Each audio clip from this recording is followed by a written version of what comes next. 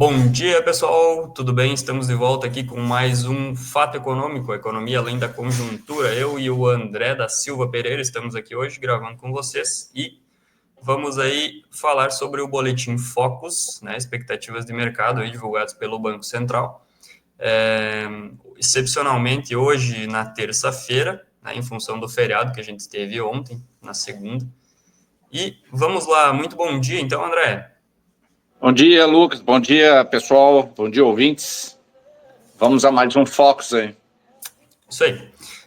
André, estava acompanhando aqui, então, peguei aqui os dados do próprio relatório que foi divulgado agora de manhã, e ele trouxe algumas informações aí de novo sobre IPCA, né, algumas novidades aí, a gente teve uma leve redução aí de 5,65 para 5,57% do IPCA, né, houve uma queda aí para o fechamento de 2025, e também para o PIB do Brasil, que passou de 1,98% para 2% ao ano, tá? Então, essas foram as variações que tivemos, né? O câmbio se manteve estável a 5,90 e a Selic também estável a 15%, como já vinha aí acontecendo nos outros relatórios. O que a gente pode tirar aí de conclusões, André?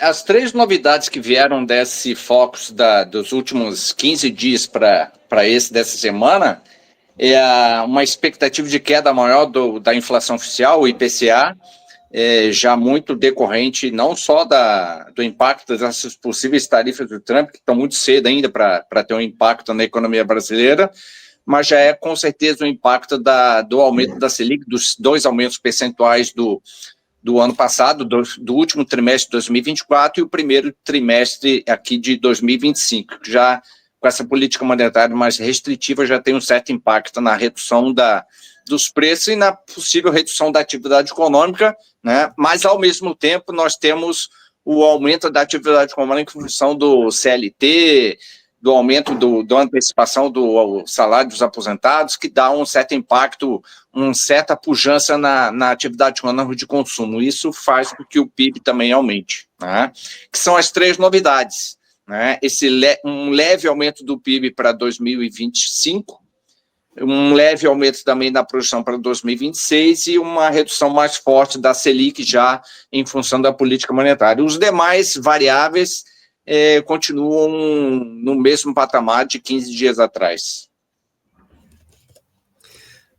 Muito bem, eu estava acompanhando aqui até hoje pela manhã, foi divulgado algumas notícias aí que houve algumas críticas até do próprio presidente Trump quanto à presidência do Federal Reserve, né, que é o presidente do Banco Central americano.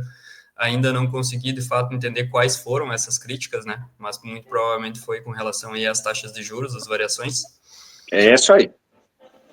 A mesma fala que tem do presidente atual do nosso, né, que tinha, né, com relação ao Campos Neto, né, um querendo bombar a economia e o Campos Neto querendo segurar a inflação. Lá é a mesma coisa, o Trump querendo bombar a economia com essa possível redução de tarifas, né, redução de algumas internas e aumento exorbitante para os outros países, que vai causar um certo impacto na inflação, e o presidente do Fed americano, o Banco Central americano, que está no dilema que é o mesmo dilema do Campos Neto, né? Segura a taxa de desemprego ou segura o processo inflacionário, né? Então, lá o Campos Neto americano está no mesmo dilema lá do presidente americano, lá com o que ele vai fazer em função de política monetária para os Estados Unidos, né? Ou segura o desemprego ou segura o processo inflacionário. Uhum. A gente está observando bastante aí todas as falas do próprio presidente norte-americano, aí, o Trump, com relação tanto às tarifas quanto à própria política que ele vai executar agora no país, né? Que ele está querendo estimular o quê? Que as empresas venham de fora para produzir dentro do país, né? Ele quer estimular para que a economia cresça lá. Só que isso de imediato está tendo uma repercussão de certa forma negativa, né? Porque toda a taxação e o que ele está fazendo com os demais países e não somente com a China, tá de certa forma de primeiro momento acaba prejudicando a população, porque eles ficam pagando mais impostos não, né? Mas pagando mais taxas para ter acesso aos produtos. A gente teve aí na semana passada ali algumas notícias falando principalmente sobre eletrônicos, né? iPhones, por exemplo, que houve uma grande importação, um fluxo muito grande de importação desses produtos para se precaver das taxas, né, antes que elas tivessem a própria incidência. E aí depois o Trump acabou voltando atrás em algumas decisões sobre isentar algumas empresas e tudo mais. A gente até comentou um pouquinho sobre isso nos episódios passados aí do Fato Econômico.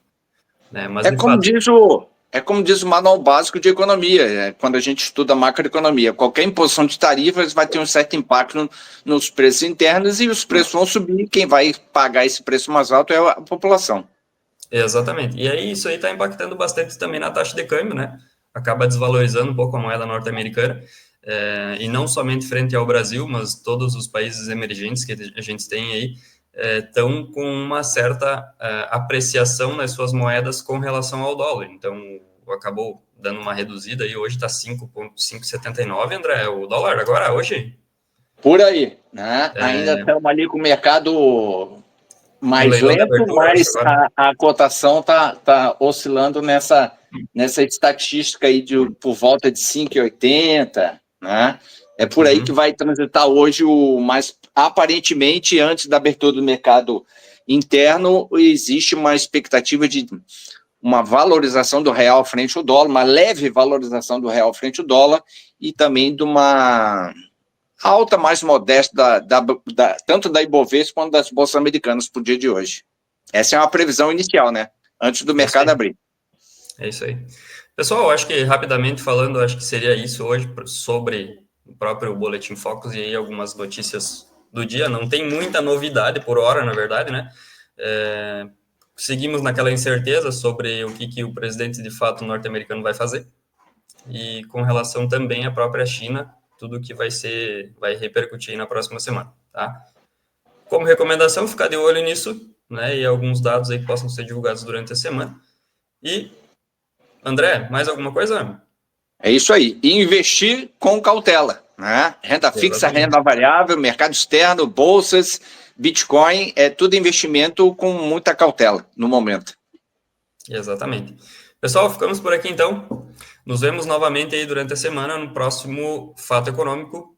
Até a próxima. Grande abraço. Boa semana. Tchau. Fui.